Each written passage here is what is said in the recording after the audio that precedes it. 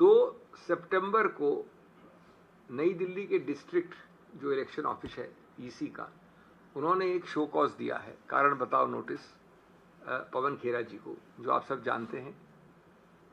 और ये जो दस्तावेज उन्होंने प्रकाशित कर दिया आप लोगों के जरिए हर अखबार में, उसमें उनके सब पर्सनल डिटेल्स डाल दिए, पवन खेरा जी के और कुछ समय बाद उनकी पत्नी के। और ये सब किया बिना पवन खेरा जी को कोई भी अवसर दिए हुए, बिना प्रायर शो कॉज, प्रायर अवसर, इसमें सीधा छाप के फिर दिया अखबार को।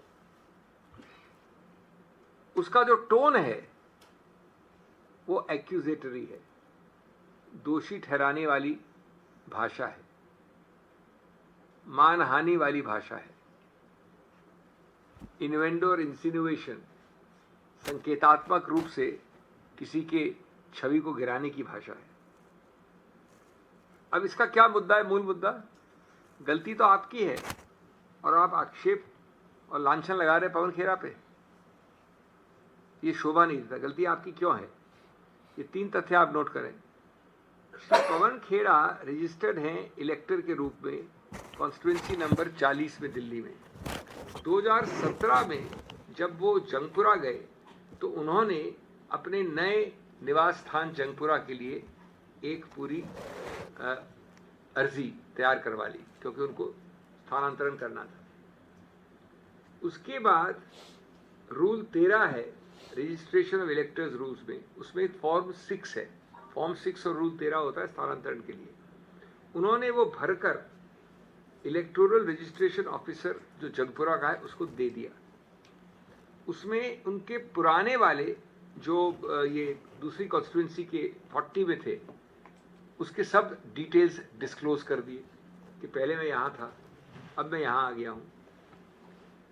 और इन्होंने इस दस्तावेज के आधार पर उनको जंगपुरा में डाल दिया, परिवर्तित कर दिया।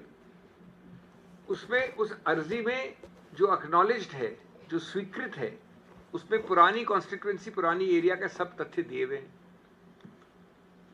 रिसीट की तारीख है इनके पास 18 अगस्त 2017 की, जब उन्होंने फॉर्म 6 दिया। साल याद रहे 2017। बात खत्म। 2017 से आज कितने साल हो गए? 8 साल हो गए। अभी 1 साल में 6 महीने में पवन खेरा जी कुछ ज्यादा मौखिक हो गए हैं। क्यों हो गए मौखिक? उनका काम ये है, वो एक प्रवक्ता हैं, वो कम्युनिकेशन डिपार्टमेंट एक राजनीतिक पार्टी का उसमें सक्रिय हैं। वो अगर वो जनहित के मुद्दे नहीं उठाएंगे इस पोडियम से, जैसे हम लोग सब उठाते हैं, तो उनका क्या काम है? उन्होंने उठाया बिहार पे, उन्होंने उठाया चुनाव आयोग पे, उन्होंने उठाया महाराष्ट्र पे, उन्होंने उठाया और कई मुद्दे जो हम चुनाव आयोग के विषय में उठा रहे हैं।